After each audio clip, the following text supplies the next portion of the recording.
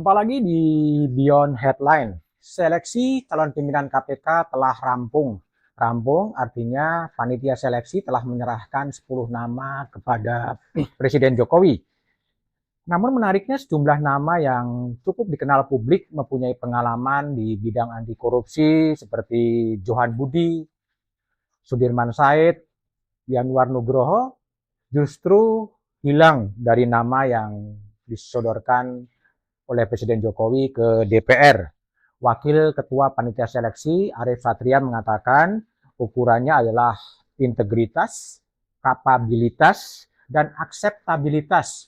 Nah, mungkin kriteria akseptabilitas inilah yang kemudian menjadi menarik. Akseptabilitas adalah seleksi secara politik. Tapi yang jadi pertanyaan adalah akseptabilitas terhadap siapa? Terhadap pemerintahan Presiden Jokowi atau terhadap pemerintahan yang akan memimpin 20 Oktober, yaitu pemerintahan Prabowo Subianto. Tapi apapun, 10 nama itu telah menjadi fakta politik. Yang menarik adalah masyarakat anti korupsi Indonesia, Boyamin Saiman, mengatakan bahwa Presiden Jokowi tidak berhak mengajukan nama-nama itu ke DPR.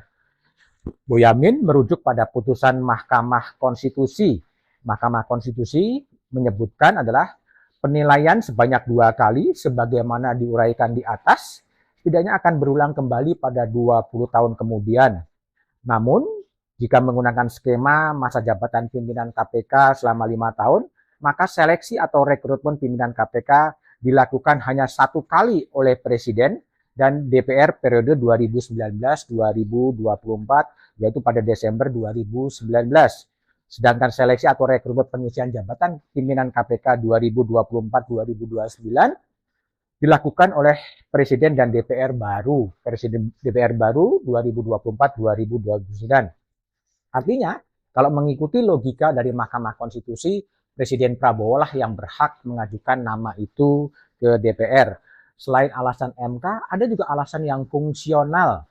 Artinya, Presiden Prabowo yang akan memimpin bangsa ini 5 tahun ke depan tentunya harus mempunyai juga hak untuk memilih postur KPK seperti yang diharapkan.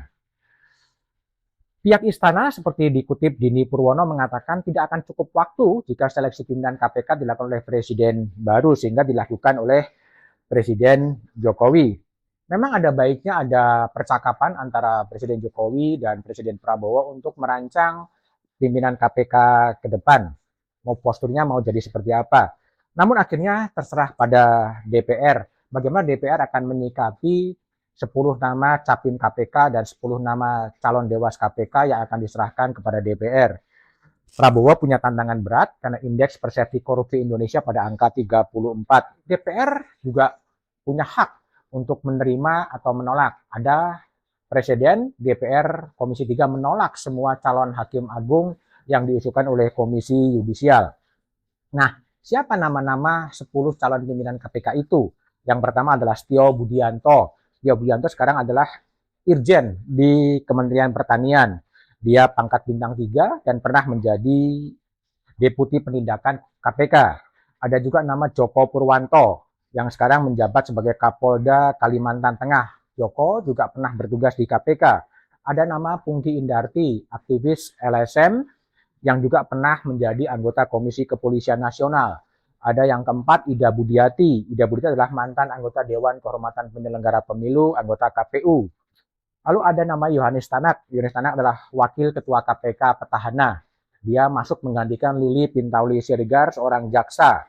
Ada lagi namanya Fitroh Rokianto. Dia adalah seorang jaksa yang pernah menjadi Direktur Penuntutan di KPK. Lalu ada Ibnu Basuki Widodo, seorang hakim Pengadilan Tinggi Manado.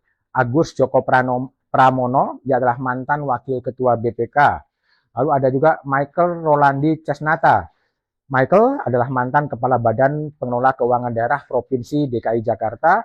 Dan Ahmad Alamsyah Saragih yang pernah menjadi anggota Ombudsman 2016-2020. 10 nama itulah yang sudah diseleksi dan diserahkan kepada Presiden Jokowi. Nah, apakah kemudian Presiden Jokowi akan menyerahkannya kepada DPR atau akan ada percakapan dengan Prabowo dan bagaimana interaksi politik di DPR. Tapi yang intinya adalah KPK harus bisa bangkit KPK harus disesuaikan dengan visi pemberantasan korupsi dari Presiden terpilih Prabowo Subianto.